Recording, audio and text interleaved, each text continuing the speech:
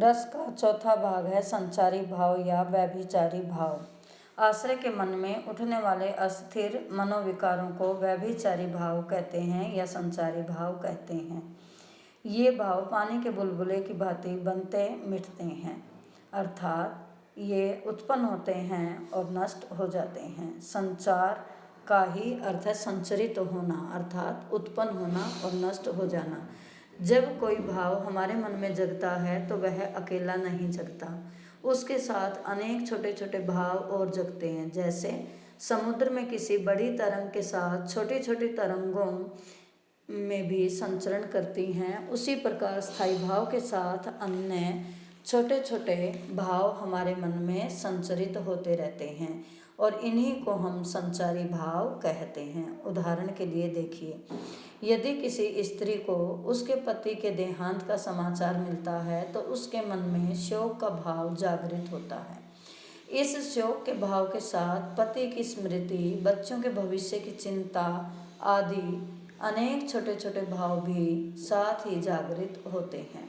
स्थायी भाव के साथ साथ जागृत होने वाले इन छोटे छोटे भावों को ही आचार्यों ने संचारी भाव कहा है। आचार्यों ने संचारी भाव की संख्या 33 मानी है, जो विभिन्न स्थायी भावों के साथ जागृत होते हैं। इस तरह स्थायी भावों में मिलकर ही ये रस की उत्पत्ति करते हैं। जैसे हम दूसरा उदाहरण लें, यहाँ जो दिया गया है कि शकुंतला के प्रति रति भाव के कारण शकुंतला को देखकर दुष्यंत के मन में मोह, हर्ष, आवेग आदि का जो भाव उत्पन्न हुआ या आदि के भाव उत्पन्न होंगे, उन्हें हम संचारी भाव कहते हैं।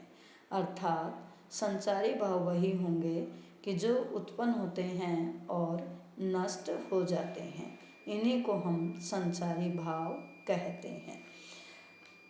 ये 33 प्रकार के होते हैं। जैसे निर्वेद, निर्वेद अर्थात उदासीनता, कि जब भी कोई दुख का भाव आता है तो निर्वेद का भाव आता है, उदासीनता का भाव आता है।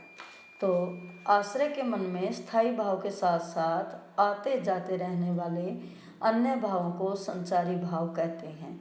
इन्हें व्यभिचारी भाव भी कहते हैं, क्योंकि एक ही संचारी भाव कई रसों के साथ हो सकता है, अर्थात एक संचारी भाव कई रसों में प्रयुक्त होता है। साथ ही यह पानी के बुलबुले की तरह उठता है और नष्ट हो जाता है, अर्थात उठता है और शांत हो जाता है। उदाहरण के लिए, सिंह से भयभीत व्यक्ति आश्रय के मन में उत्पन्न चिंता, शंका, मोह, जड़ता, उन्माद आदि भाव संचारी भाव कहलाएंगे।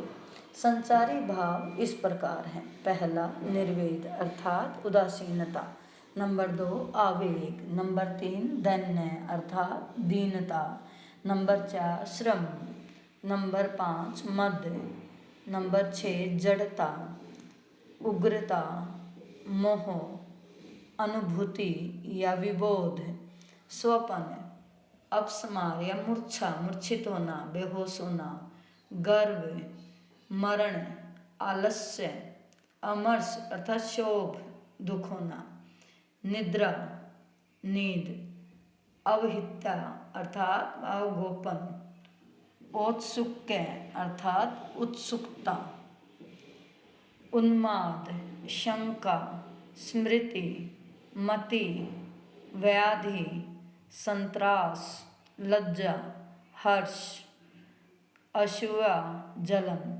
विषाद, घृत्री अर्थात धैर्य, चपलता, चंचलता, ग्लानि, चिंता, वितर्क। तो ये 33 हैं संचारी भाव।